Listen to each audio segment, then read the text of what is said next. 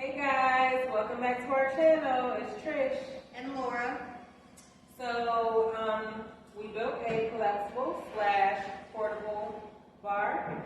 The size of this bar is like perfect for like maybe a smaller event or a house party, or maybe you could probably get away with it at a larger event. Just depends. But we're gonna just let you know how we built it. Okay, so this one was a fairly simple build. So we're just going to go through some of the measurements and try to explain how we put everything together. All the materials are 1/2 inch sand plywood or a 1x2. So if I say plywood, that's what it is. It's a 1/2 inch sand plywood. So the front piece, this is plywood. This is 36 inches this way, and the height is 40 inches. Now, our face piece, we put trim and cut it, mitered corners and all of that. If you don't know how to do mitered corners, you could easily make a stencil with the Cricut and do that for the front, so it has some kind of decorative design, or you could just leave that out. Okay, so our top piece is 42 inches long, and the width, the depth is 14 inches. What we did was we attached a 1x2, the full length, that way it looks nice from the front, and then a 1x2 on the inside. It's going to go around the plywood to keep it from moving. This is a 1x2. This is 1x2x6, 1x2x6. This, I believe, is 1x2x3. Those don't matter as much.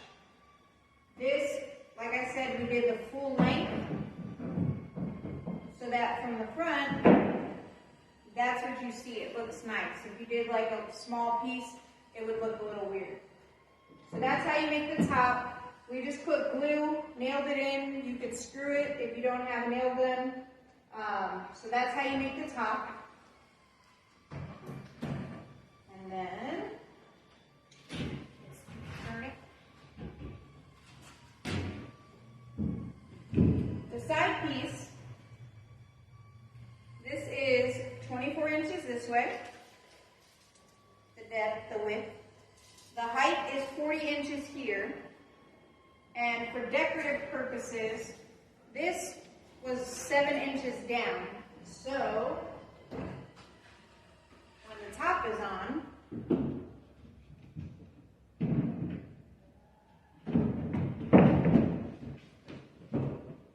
the edge ends right here where the top is and goes down, so it gives it a nice decorative edge like that.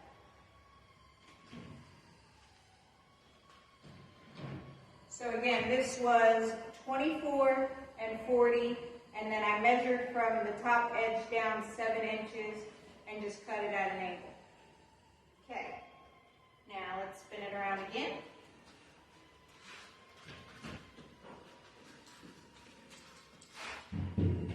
Okay, so your side pieces are going to attach on the outside of this front piece.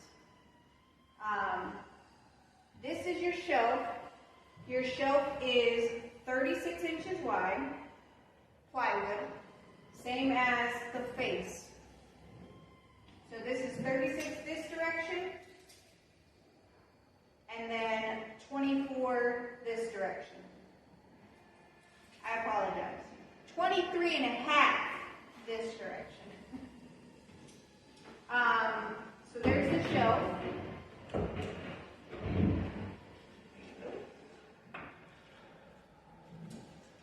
Now, in the corners, we use 1x2 to attach the hinges to. It doesn't necessarily matter the lengths of these, but for ours, this is 12, 1x2x12. This is 1x2x20. The same on this side, 1x2x20, 1x2x12. And that's what we attached our hinges to. The side shelf pieces are 7 inches each. The way we spaced it out was so that when this closes, it doesn't hit this one. So that's why there's not a piece right here in the middle. So when it closes, it can close flat. And then these are on the back so that it gives support for the shelf in the back. We used for the hinges, because we added this 1x2 piece, you can use 3/4-inch screws this direction, but when you're screwing into the plywood on this side, you have to use 1/2-inch screws. So just keep that in mind, otherwise your screws are going to pop out because this is only 1/2 inch thick. You can't use screws that are longer or it'll pop out. And then it's fully collapsible with the hinges, and then you can transport it.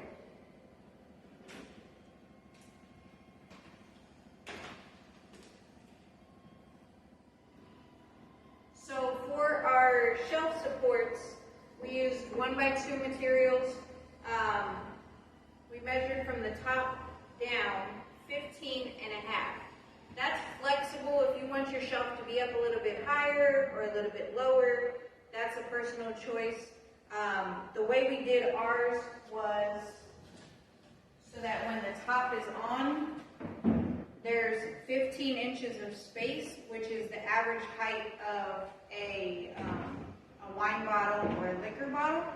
So that way it'll fit on the shelf up under here if you needed to. Okay.